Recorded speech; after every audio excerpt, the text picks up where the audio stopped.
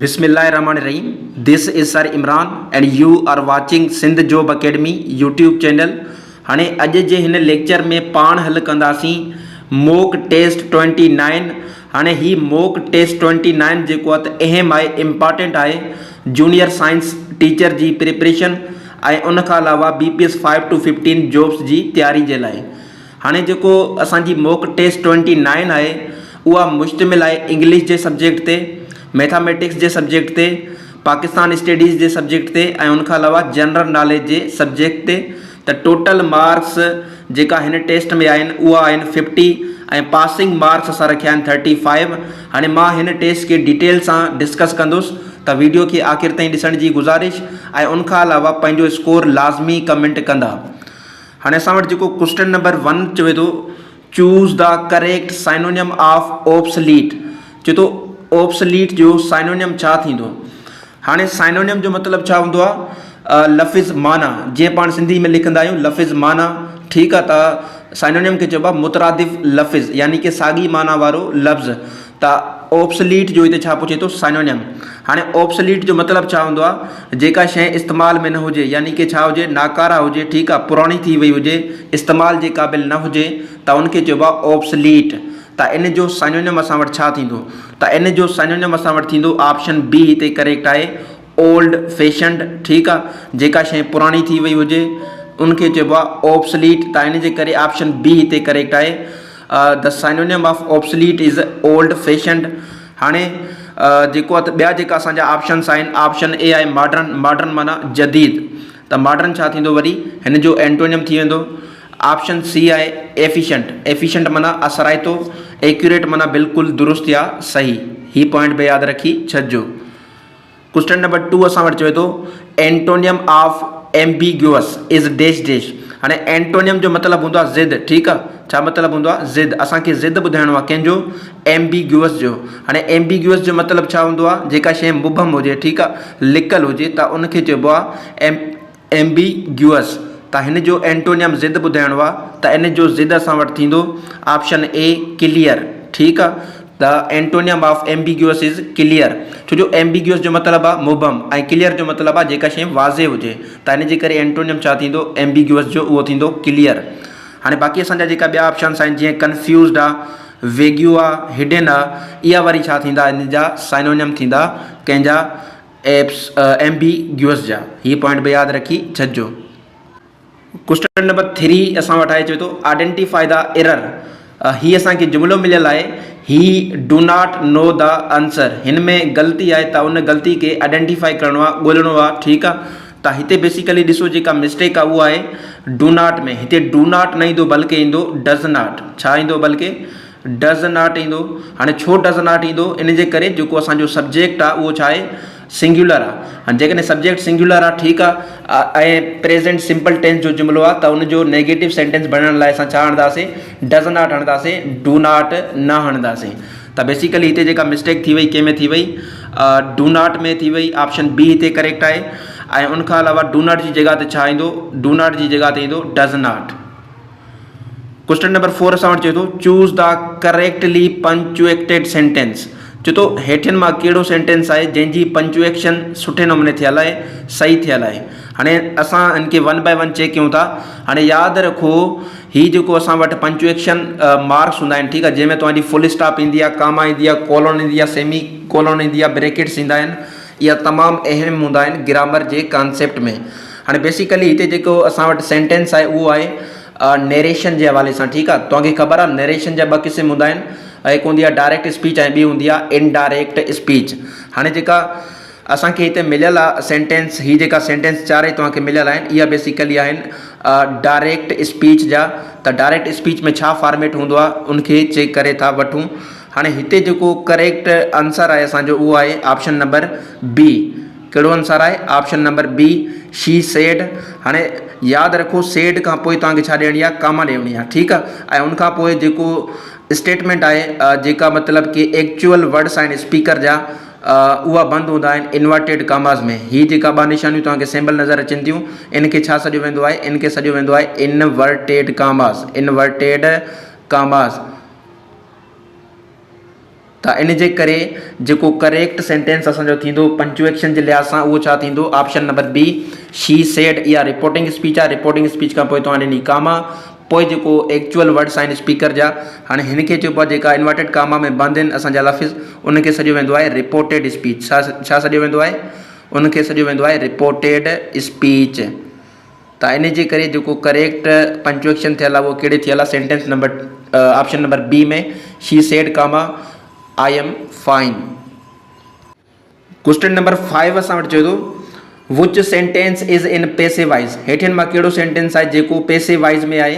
हाणे हिते जेको करेक्ट आंसर आहे असांजो उहो आहे option number B the ball was kicked by the boy. ही सेंटेंस असांजो छा में आहे? ही सेंटेंस आहे पैसिव वॉइस में। ठीकु आहे, तव्हांखे ख़बर आहे जेका असांजी वॉइस हूंदी आहे, ठीकु आहे, उहा ॿिनि क़िस्म जी थींदी आहे, हिकु एक्टिव वॉइस, ॿियो पैसिव वॉइस। हाणे यादि रखो जेका एक्टिव वॉइस जी स्ट्रक्चर हूंदी आहे, ठीकु आहे, एक्टिव वॉइस जी जेका स्ट्रक्चर हूंदी आहे उहा कहिड़ी हूंदी आहे? उहा हूंदी आहे पहिरें तव्हांजो ईंदो सब्जेक्ट, उनखां पोइ ईंदो वर्ब, उनखां पोइ छा ईंदो? ऑब्जेक्ट। इहा हूंदी आहे एक्टिव वॉइस सेंटेंस जी स्ट्रक्चर। ऐं जेका पैसिव वॉइस हूंदो आहे उनजी स्ट्रक्चर छा हूंदी आहे? उनजी स्ट्रक्चर हूंदी आहे पहिरें जेको आहे त छा ईंदो? तव्हांजो ऑब्जेक्ट ईंदो, पोइ जेको आहे तव्हांजो कोई न कोई हेल्पिंग वर्ब हूंदो टेंस जे मुताबिक़, पोइ वर्ब जी थर्ड फॉर्म, ऐं पोइ जेको छा ईंदो?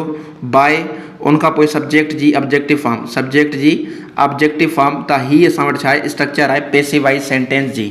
हाणे हिते जेको करेक्ट आंसर आहे उहो आहे option number B the ball was kicked by the boy. इनखे चेक कयूं था पिया।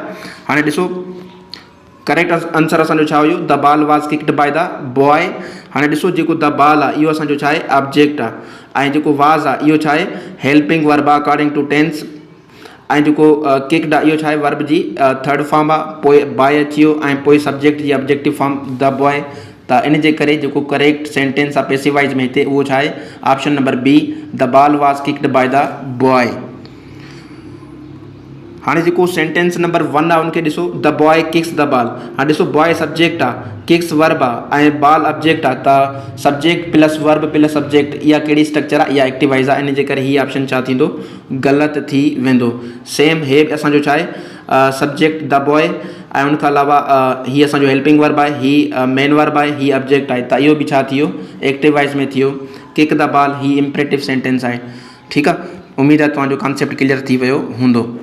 क्वेश्चन नंबर 6 असां वटि चए थो fill in the blanks he insisted dash going there. मतिलबु कि हुन ज़ोर भरियो त हुते वञूं। हाणे ॾिसो जेको इंसिस्टेड आहे असां वटि इहो पाण सां गॾु फिक्स्ड प्रीपोजिशन खणंदो आहे, प्रीपोजिशन ऑन। त इन जे करे हिते जेको करेक्ट आंसर थींदो उहो थींदो option number C he insisted on going there. He insisted on going there. Question number 7 असां वटि चए थो द फ्रेज़। हाणे फ्रेज़ जो मतिलबु छा हूंदो आहे? फ़िक्रो। फ्रेज़ जो मतिलबु छा हूंदो आहे? फ़िक्रो। ठीकु आहे, सच a group of words which give sense but not complete sense. लफ़्ज़नि जो अहिड़ो मेर जेको असांखे मतिलबु त ॾिए लेकिन पूरो मतिलबु न ॾिए, त उनखे चइबो आहे फ्रेज़। हाणे असां वटि हीउ जेको फ्रेज़ मिलियल आहे टू स्मेल अ रेट, हाणे इहो बेसिकली हिकु ईडियम आहे। छा आहे? हिकु ईडियम आहे। टू स्मेल अ रेट जो मतिलबु इहो हूंदो आहे कंहिं शइ ते छा थियणु? शक पवणु। कंहिं शइ ते शक पवणु। ठीकु आहे, त उनखे चइबो आहे टू स्मेल अ रेट। हाणे इन जे करे हिते जेको करेक्ट ऑप्शन थींदो उहो थींदो option number C to suspect something. कंहिं शइ ते शक पवणु। ठीकु आहे, त to smell a rat means to suspect something, कंहिं शइ ते शक पवणु। ऑप्शन सी हिते करेक्ट आहे। क्वेश्चन नंबर 8 चए थो which of the following is a complex sentence. हेठिन मां कहिड़ो जेको आहे त असांजो कम्प्लेक्स सेंटेंस आहे। हाणे हिते जेको करेक्ट आंसर आहे उहो असांजो थींदो ऑप्शन नंबर बी, ऐं उनखां अलावा ऑप्शन नंबर सी। हाणे हिकिड़ो ॿियो ऑप्शन ठाहे छॾियो ऑप्शन नंबर ई, उन में लिखो बोथ बी एंड सी। ठीकु आहे, हाणे कीअं कम्प्लेक्स सेंटेंस आहिनि ही इनखे सम्झूं था पिया। हाणे ॾिसो पहिरियों जेको असांखे ऑप्शन मिलियल आहे he ran fast and won the race. He ran fast and won the race ही असांजो आहे कंपाउंड सेंटेंस, छो जो कोऑर्डिनेटिंग कंजक्शन अची वियो विच में, ही थी वियो कंपाउंड सेंटेंस। हाणे असांजो जेको ऑप्शन बी आहे she was late so she missed the train. So she missed the train. हाणे ही कम्प्लेक्स सेंटेंस आहे। ॾिसो शी वॉज लेट ही असां वटि छा आहे? हिकु इंडिपेंडेंट क्लास आहे। ठीकु आहे, ऐं उनखां अलावा सो शी मिस्ड द ट्रेन ही असां वटि आहे डिपेंडेंट क्लास। त त जॾहिं बि हिकु इंडिपेंडेंट क्लास ऐं उनखां अलावा हिकु डिपेंडेंट क्लास अची वञे त उहो असां वटि बणिजी वेंदो आहे कम्पलेक्स सेंटेंस। हाणे हे ॾिसो option number C, although he was tired, हालांकि हू थकल हुयो, ठीकु आहे, ही केप्ट वर्किंग, हुन पंहिंजो कमु जारी रखियो। हाणे आल्दो ही वॉज टायर्ड, ही असां वटि छा आहे डिपेंडेंट क्लास आहे, त हिकु डिपेंडेंट क्लास अची वई, ही केप्ट वर्किंग, इहो वरी असां वटि छा आहे, इहो आहे असां वटि इंडिपेंडेंट क्लास, त हिकु डिपेंडेंट ऐं हिकु इंडिपेंडेंट क्लास अची वई त इहो छा थियो कम्पलेक्स सेंटेंस थी वियो। त इन जे करे हिते जेको करेक्ट ऑप्शन थींदो बोथ बी एंड सी, इहो नोट करे छॾिजो। हाणे उनखां अलावा जेको ही असां वटि ऑप्शन नंबर डी मिलियल आहे, I went home after school, ठीकु आहे। हाणे ॾिसो ही असांजो सब्जेक्ट आहे, वेंट वर्ब आहे, हिकु वर्ब मिलियल आहे त उहो छा थींदो वरी सिंपल सेंटेंस। जेकॾहिं हिकु सब्जेक्ट या हिकु वर्ब मिलियल आहे उहो वरी छा थींदो सिंपल सेंटेंस, या खणी चइजे हिकु सब्जेक्ट हिकु प्रेडिकेट मिलियल आहे त उहो छा थींदो सिंपल सेंटेंस। क्वेश्चन नंबर 9 असां वटि चए थो which one is a correct indirect speech of, चए थो असांखे डायरेक्ट जेको आहे स्पीच मिलियल आहे इनखे छा में तब्दील करिणो आहे इनडायरेक्ट स्पीच में। हाणे जुमिलो असां वटि मिलियल आहे he said I am busy, हुन चयो त मां मसरूफ़ आहियां। हाणे ॾिसो ही सेड तव्हां रखंदा वे सेम, ही सेड सेम रखंदा वे, ही सेड, उनखां पोइ ही जेका इन्वर्टेड कामास तव्हांखे नज़र अचनि थियूं, ठीकु आहे, इनखे पाण तब्दील कंदासीं डाइट में, छा में तब्दील कंदासीं डाइट में, ही सेड डाइट।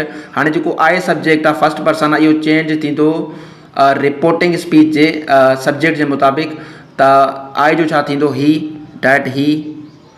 हाणे ॾिसो हिते एम आहे यानी कि प्रेजेंट आहे ऐं रिपोर्टेड स्पीच पास्ट में आहे, त ज़हरी ॻाल्हि आहे इनडायरेक्ट में असांखे पास्ट करिणो पवंदो डाइट ही, पोइ असां छा ॾींदासीं ही सां छा लॻंदो वाज़, डाइट ही वाज़ बिज़ी, ही said that he was busy.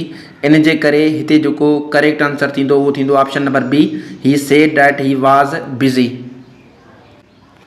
Question number 10 असां वटि चए थो choose the correct word, the teacher gave us many dash dash for practice, ठीकु आहे। हाणे हिते हिकु मिस्टेक आहे बेसिकली, हिते मैनी न ईंदो, हिते छा ईंदो बेसिकली मच ईंदो, ठीकु आहे।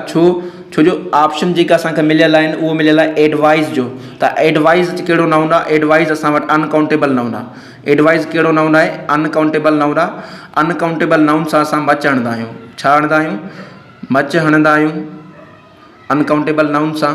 हाणे ॾिसो चए थो the teacher gave us dash much dash for practice. हाणे ऑप्शन असां वटि मिलियल आहिनि, ऑप्शन ए आहे एडवाइसिस। हाणे यादि रखो एडवाइस अनकाउंटेबल नाउन आहे, त इन जे करे इन जो प्लूरल बणंदो ई न, त हीअ ऑप्शन ग़लति।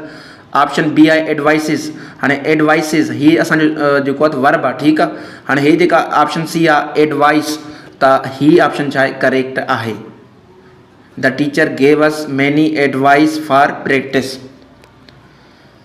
क्वेश्चन नंबर 11 चए थो which vitamin helps in blood clotting, कहिड़ो विटामिन आहे जेको ब्लड क्लॉटिंग में मदद कंदो आहे, खून खे ॼमण में मदद कंदो आहे, त उहो आहे विटामिन के, ऑप्शन सी हिते करेक्ट आहे। क्वेश्चन नंबर 12 चए थो what is the unit of electric current, electric current जो यूनिट कहिड़ो आहे, त उहो आहे एम्पियर, ऑप्शन डी हिते करेक्ट आहे। क्वेश्चन नंबर 13 चए थो which gas is known as laughing gas, चए थो लाफिंग गैस कंहिंखे सॾियो वेंदो आहे, त लाफिंग गैस सॾियो वेंदो आहे नाइट्रियस ऑक्साइड के, ऑप्शन सी हिते करेक्ट आहे। ऐं लाफिंग गैस जो फार्मूलो छा आहे N2O, N2O, ॿ नाइट्रोजन ऐं हिकु ऑक्सीजन। क्वेश्चन नंबर 14 चए थो water is a dash dash, जेको असांजो पाणी आहे उहो छा आहे, एलिमेंट आहे, कंपाउंड आहे, मिक्सचर आहे या एटम आहे, त यादि रखो वाटर असांजो छा आहे कंपाउंड आहे, जंहिंजो फार्मूलो छा हूंदो आहे H2O, H2O, ॿ हाइड्रोजन हिकु ऑक्सीजन।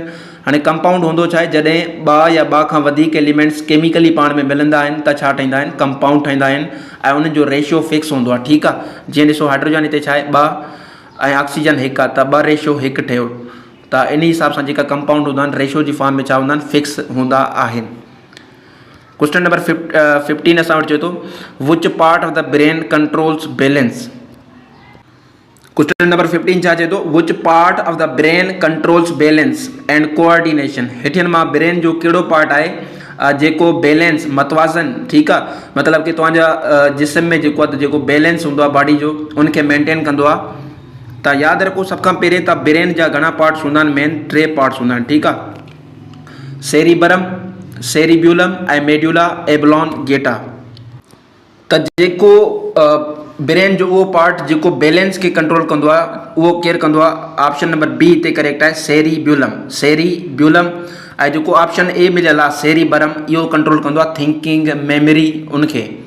त उम्मीद आहे तव्हांखे हीअ ॻाल्हि सम्झ आई हूंदी। हिते क्वेश्चन नंबर 15 में ऑप्शन बी करेक्ट आहे, सेरिब्यूलम कंट्रोल्स बैलेंस।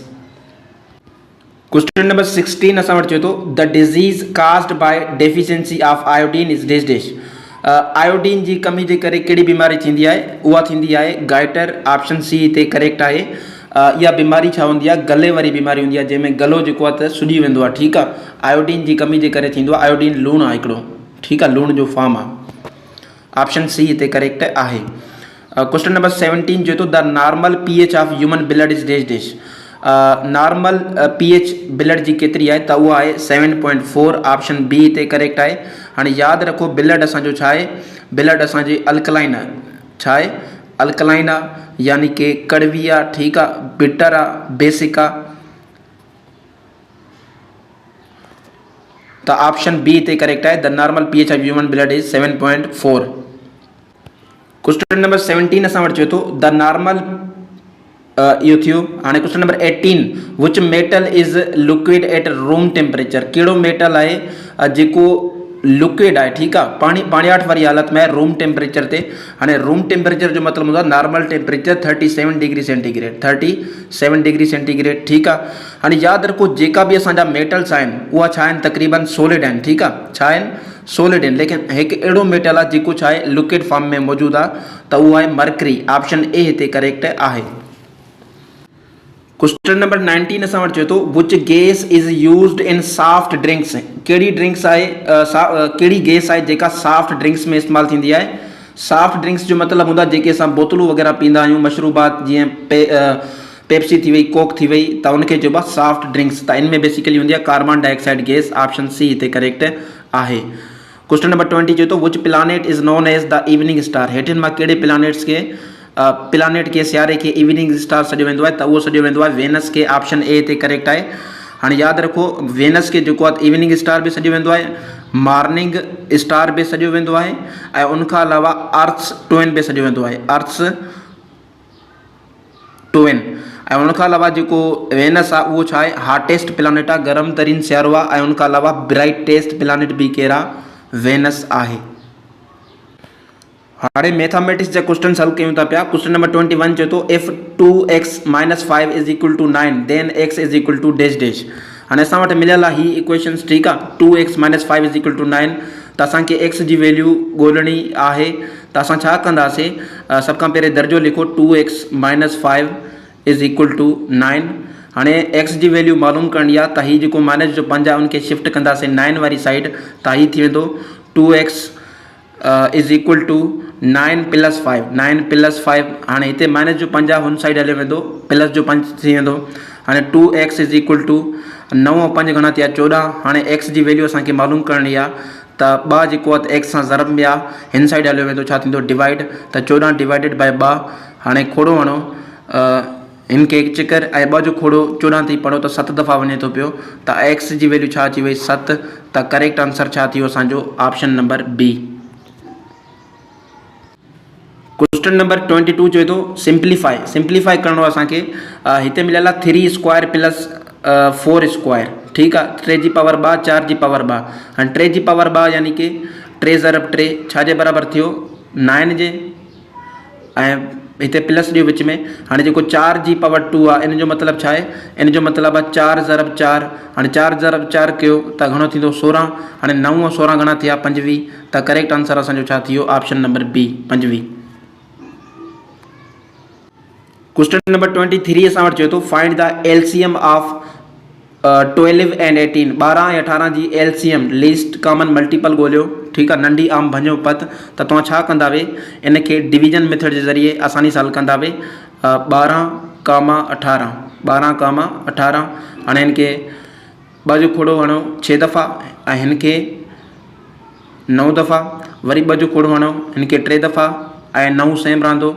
हाणे 3 जो खोड़ो हणो हिनखे 1 दफ़ा, हिनखे 3 दफ़ा, ऐं वरी 3 जो खोड़ो लॻे थो 1 सेम रहंदो, हिनखे 1 दफ़ा लॻी वियो।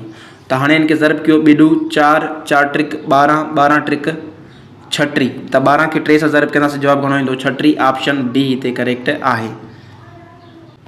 क्वेश्चन नंबर 24 जो तो a number is divisible by 9 एक नंबर है जो डिवाइड करे तो 9 के 9 के एफ कंडीशन कड़ी है तो कंडीशन ये है the digit sum is divisible by 9 मतलब कि अगर जो असांखे वो डिजिट मिलियल आहे उनके असां प्लस क्यों तो वो 9 से डिवाइड थी वने ठीक है तो ऑप्शन बी इतने करेक्ट आहे।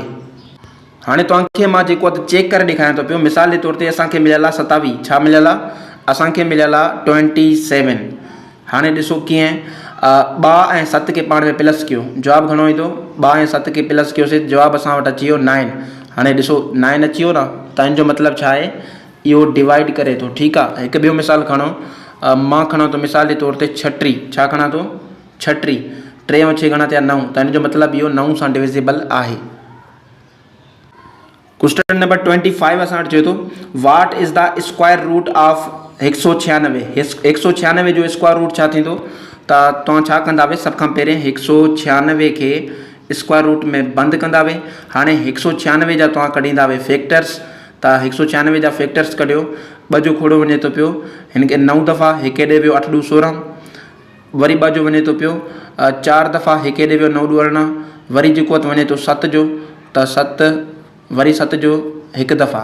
हाणे जेका फैक्टर्स असांजा आया उहो कहिड़ा आया 2 ज़रब 2 7 ज़रब 7 त मां इनखे लिखां थो पियो हिते त जेको असां वटि 100 अंडर रूट 196 वो बराबर आहे छाजे वो बराबर आहे असां वटि 2 ज़रब 2 ज़रब 7 ज़रब 7। हाणे ॾिसो 2 पेर ठहियो ॿार कढो हिनखे 7 जो भी पेर ठहियो त ॿार कढो 2 खे जॾहिं 7 सां ज़रब कंदासीं जवाब घणो ईंदो जवाब असां वटि ईंदो 14 त जेको स्क्वायर रूट आहे ठीकु आहे 196 जो उहो छा थींदो option number B option number C 14। Question number 26 चए थो find the area of circle R is equal to 7 centimetre चए थो एरिया मालूम करियो सर्किल जो जॾहिं त तव्हांखे रेडियस मिलियल आहे आर जो मतलब छा आहे रेडियस 7 सेंटीमीटर मिलियल आहे। हाणे सर्किल जो जेको एरिया हूंदो आहे उनजो फॉर्मूलो छा आहे पाई आर स्क्वायर त पाई जी वैल्यू घणी हूंदी आहे 22 भागे 7 त 22 भागे 7 ज़रब हाणे जेको असां वटि रेडियस मिलियल आहे घणो मिलियल आहे 7 त उनजो स्क्वायर कयो त ॾिसो हाणे 22 अपॉन 7 ज़रब हाणे 7 जो स्क्वायर छाजे बराबर आहे 49 जे। हाणे 1 7 7 7 7 49 हाणे जेकॾहिं 7 खे असां 22 सां ज़रब कयूं जवाब घणो ईंदो 22 के जेकॾहिं 7 सां ज़रब कयूं 22 ज़रब 7 त 2 7 14 हिकु मथे 2 7 14 14 1 15 त असां वटि जेको एरिया अची वियो सर्किल जो घणो अची वियो 154 सेंटीमीटर स्क्वायर त इन जे करे जेको करेक्ट आंसर थींदो उहो छा थींदो option number B 154 centimetre square. Question number 27 असां वटि चए थो solve X square minus 16 is equal to 0। हाणे असांखे एक्स जी वैल्यू मालूम करणी आहे त सब खां पहिरें दर्जे खे उतारे था ॾियूं त मिलियल आहे X square minus 16 is equal to 0 त हिन 16 खे असां छा कंदासीं माइनस जा 16 खे इनसाइड खणी वेंदासीं त थींदो X square is equal to 0 plus 16 ठीक आहे। हाणे ॾिसो X square is equal to छाजे बराबर आयो 0 के जेकॾहिं 16 सां प्लस कयूं त 16 जवाब ईंदो। हाणे ही स्क्वायर जो एक्स जे मथो आहे इनके ख़त्म करण लाइ असां taking square root on both side खणंदासीं त असां वटि थी वेंदो एक्स स्क्वायर ठीक आहे स्क्वायर रूट में बंद ऐं 16 स्क्वायर रूट में बंद त स्क्वायर ऐं स्क्वायर रूट पाण में कैंसिल बचो एक्स इज इक्वल टू हाणे 16 जो स्क्वायर रूट छाजे बराबर हूंदो आहे 4 जे बराबर हूंदो आहे। हाणे यादि रखो ही जेको स्क्वायर रूट हूंदो आहे इहो प्लस ऐं माइनस ॿई थी सघनि था कोई फ़र्क़ु नाहे पवंदो त इन जे करे करेक्ट आंसर छा थींदो असांजो X is equal to plus minus 4 ठीक आहे प्लस जो भी थी सघे थो 4 माइनस जो भी थी सघे थो पियो इन जे करे ऑप्शन बी हिते करेक्ट आहे। क्वेश्चन नंबर 28 असां वटि चए थो 10% ऑफ 500 प्लस 5% ऑफ 200 चए थो 10% 500 जो घणो थींदो वरी उनखे प्लस कंदावे 5% कढी करे 200 जो ठीक आहे त तमामु ईज़ी आहे। सब खां पहिरें असां छा कंदासीं 10% ऑफ 500 कंदासीं त 10% माना 10 10 डिवाइडेड बाय 100 परसेंटेज जी निशानी ख़त्म कंदासीं। ऑफ जो मतिलबु आहे ज़रब 500। हाणे ॾिसो ॿ ॿुड़ियूं वयूं 5 खे जेकॾहिं 10 सां प्लस कयूं त जवाबु घणो ईंदो 50। त 10% ऑफ 500 घणो आयो 50। हाणे वरी असां कंदासीं 5% ऑफ 200। त 5% ऑफ 200 यानी कि 5 डिवाइडेड बाय 100 ज़रब 200। हाणे ॾिसो हीअ ॿ ॿुड़ियूं वयूं 5 खे जेकॾहिं 2 सां ज़रब कयूं जवाबु घणो ईंदो 10। त हाणे छा कंदासीं 50 खे प्लस कंदासीं 10 सां। 50 खे 10 सां प्लस कंदासीं जवाबु घणो ईंदो 60 ईंदो। त करेक्ट आंसर असांजो छा थींदो option number B 60। Question number असां वटि आहे 29। क्वेश्चन नंबर 29 असां वटि चए थो if 3x is equal to 2x plus 5 is देन x is equal to dash dash. चए थो 3x बराबरि आहे 2x प्लस 5। त x जी वैल्यू मालूम कयो। त सभ खां पहिरें दर्जो असां उतारे ॾींदासीं 3x is equal to 2x plus 5। हाणे ॾिसो असां छा कंदासीं हीअ जेको 2x आहे इनसाइड खणी ईंदासीं माइनस जो थी वेंदो 3x minus 2x is equal two 5। हाणे जेकॾहिं 3x मां 2x विया त जवाबु छा ईंदो 1x यानी कि x जवाबु ईंदो x इज इक्वल टू 5। त करेक्ट आंसर असांजो छा थींदो option number B. Question number 30 असां वटि चए थो the value of 5 factorial is dash dash. हाणे हीअ जेका निशानी तव्हांखे नज़र अचे थी हीअ फैक्टोरियल जी निशानी आहे। हाणे छा कंदा वे तव्हां जेकॾहिं तव्हांखे मिलियल आहे 5 फैक्टोरियल ठीकु आहे तव्हां छा कंदा वे 5 ज़रब 4 इन जे पोयां जेके बि अदद आहिनि उनखे ज़रब कंदा वे ठीकु आहे। 5 खां पोइ ईंदो आहे 4 उनखां पोइ 3 उनखां पोइ 2 उनखां पोइ 1 हीअ पाण में ज़रब कंदा वे। 5 खे 4 सां ज़रब कयूं 20 खे 3 सां ज़रब कयूं 60 खे 2 सां ज़रब कयूं 120 खे ज़रब कयूं 1 सां त जवाबु ईंदो 120 ठीकु आहे। The value of 5 factorial is 120 option A हिते करेक्ट आहे। क्वेश्चन नंबर 31 असां वटि चए थो the great wall of China is approximately. हाणे जेका चए थो जेका ग्रेट वॉल ऑफ चाइना आहे ठीकु आहे उनजी तक़रीबन लंबाई केतिरी आहे। त हिते जेका बि ऑप्शन्स आहिनि उहे रॉन्ग आहिनि ठीकु आहे। तव्हां मूंखे नोट न करायो। त हिन जा ग्रेट वॉल ऑफ चाइना जी जेका असां वटि अप्रोक्सीमेटली लेंथ आहे उहा आहे 21,196 किलोमीटर्स 21,196 किलोमीटर्स। त ऑप्शन ही करेक्ट कजो ऑप्शन ई रखिजो नन ऑफ दीस ठीकु आहे। त हिते जेको करेक्ट आंसर थींदो उहो थींदो 21,196 किलोमीटर्स लेंथ आहे ग्रेट वॉल ऑफ चाइना जी। क्वेश्चन नंबर 32 चए थो currency of Japan is dash dash. Japan जी जेका करेंसी आहे उहा कहिड़ी आहे येन ऑप्शन सी हिते करेक्ट आहे। क्वेश्चन नंबर 33 चए थो tallest mountain in the world. Tallest mountain कहिड़ो आहे दुनिया में त उहो आहे माउंट एवरेस्ट जेको नेपाल में मौजूदु आहे ठीकु आहे। इन जी जेका हाइट आहे उहा केतिरी आहे 8848 मीटर्स 8848 मीटर्स इन जी छा आहे हाइट आहे। क्वेश्चन नंबर असां वटि 34 चए थो पियो largest island in the world is dash dash. Largest जेको जज़ीरो आहे दुनिया में उहो कहिड़ो आहे त उहो आहे असां वटि ग्रीन लैंड ऑप्शन बी हिते करेक्ट आहे। ग्रीन लैंड जेको आहे त इहो डेनमार्क में मौजूदु आहे ठीकु आहे। क्वेश्चन नंबर 35 असां वटि चए थो first computer programmer was dash dash. पहिरियों कंप्यूटर जो प्रोग्रामर केरु हुयो त उहो हुयो ऑप्शन सी हिते करेक्ट आहे एडा लवलेस। ऑप्शन सी हिते करेक्ट आहे एडा लवलेस ठीकु आहे। फर्स्ट प्रोग्रामर हुयो कंप्यूटर जो। क्वेश्चन नंबर 36 चए थो which continent has no desert. कहिड़ो कॉन्टिनेंट हुयो जंहिंमें को रेगिस्तान न आहे त उहो आहे यूरोप कॉन्टिनेंट ऑप्शन ए हिते करेक्ट आहे। क्वेश्चन नंबर 37 असां वटि चए थो which country is called the land of 1000 lakes. कहिड़े कंट्री खे लैंड ऑफ 1000 लेक्स सॾियो वेंदो आहे त उहो सॾियो वेंदो आहे फिनलैंड खे ऑप्शन सी हिते करेक्ट आहे। क्वेश्चन नंबर 38 चए थो the coldest place on earth. थधी तरीन जगह ज़मीन ते कहिड़ी आहे त उहा आहे अंटार्कटिका कॉन्टिनेंट ऑप्शन डी हिते करेक्ट आहे। क्वेश्चन नंबर 39 चए थो वर्ल्ड वार 2 एंडेड इन। जेका वर्ल्ड वार 2 हुई ठीकु आहे उहा कॾहिं ख़तमु थी उहा ख़तमु थी 1945 में शुरू कॾहिं थी 1939 में। क्वेश्चन नंबर 40 चए थो the capital of Canada is dash dash. Canada जी गादी जो हंधु कहिड़ो आहे त कैनेडा जी गादी जो हंधु आहे ओटावा ऑप्शन बी हिते करेक्ट आहे। क्वेश्चन नंबर 41 चए थो Shimla agreement was signed in dash dash. जेको शिमला एग्रीमेंट हुयो उहो कॾहिं साइन कयो वियो त उहो 1972 में साइन कयो वियो। डिटेल मां हिन सुवाल जी पहिरें सां ॿुधाए चुको आहियां तव्हांखे। क्वेश्चन नंबर 42 चए थो who was the first chief justice of Pakistan, Pakistan जो पहिरियों चीफ जस्टिस कहिड़ो त उहो हुयो मियां अब्दुल रशीद, ऑप्शन बी हिते करेक्ट आहे। क्वेश्चन नंबर 43 चए थो first Pakistani to receive Nobel prize, पहिरियों पाकिस्तानी जंहिंखे नोबेल प्राइज़ मिलियो त उहो हुयो डॉक्टर अब्दुल सलाम। ठीकु आहे, हिन खे फिज़िक्स जी कैटेगरी में मिलियो। कहिड़ी कैटेगरी में? फिज़िक्स जी कैटेगरी में मिलियो। गिरांड यूनिफिकेशन थ्योरी ते कॾहिं मिलियो? 1979।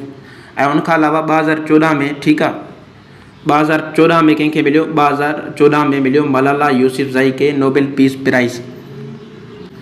क्वेश्चन नंबर 44 चए थो objective resolution was passed in days days, जेका करारदाद मक़ासिद हुई कॾहिं पास कई वई? 1949 में, ऑप्शन बी हिते करेक्ट आहे।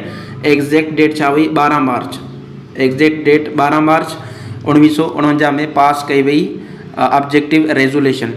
क्वेश्चन नंबर 45 चए थो national poet of Pakistan, Pakistan जो क़ौमी शाइर केरु आहे? त उहो आहे अलामा इक़बाल, ऑप्शन बी हिते करेक्ट आहे। क्वेश्चन नंबर 46 चए थो the Indus water treaty was signed in days days, जेका सिंधु तास मुआहिदो थियो कॾहिं थियो? त उहो 1960 में थियो, ऑप्शन बी हिते करेक्ट आहे। डिटेल मां हिन क्वेश्चन जी, हिन MCQ जी पहिरें सां तव्हांखे ॿुधाए चुको आहियां। क्वेश्चन नंबर 47 चए थो पियो first women governor of State Bank of Pakistan, State of Bank of Pakistan जी पहिरीं औरत गवर्नर केरु हुई? त उहा हुई शमशाद अख्तर, ऑप्शन ए हिते करेक्ट आहे। क्वेश्चन नंबर 48 चए थो Pakistan became member of OIC in days days, हाणे OIC छा आहे? Organisation of Islamic conference. त पाकिस्तान जो कॾहिं मेंबर थियो? 1969 में थियो, ऑप्शन ए हिते करेक्ट आहे। ऐं इहा ठही बि 1969 में हुई। इन जो जेको हेडक्वार्टर आहे उहो सऊदी अरब जिदा में आहे, लेकिन हीअ ठही हुई, फाउंड कई वई किथे? रबात, मोरक्को में।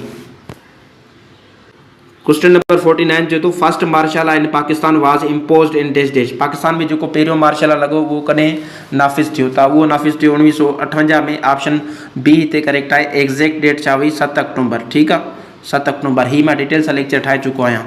क्वेश्चन नंबर 50 चए थो name of the operation against terrorism started in 2014, Pakistani army जेको आहे 2014 में दहशतगर्दनि जे ख़िलाफ़ हिकु ऑपरेशन शुरू कई। उन ऑपरेशन जो नालो छा हो? त उन ऑपरेशन जो नालो हो ऑपरेशन ज़रबे अज़ब, ऑपरेशन ज़रबे अज़ब, ऑप्शन बी हिते करेक्ट आहे। नॉर्थ वज़ीरिस्तान में जेको आहे त ही ऑपरेशन शुरू कई वई हुई। Thank U, have a nice day.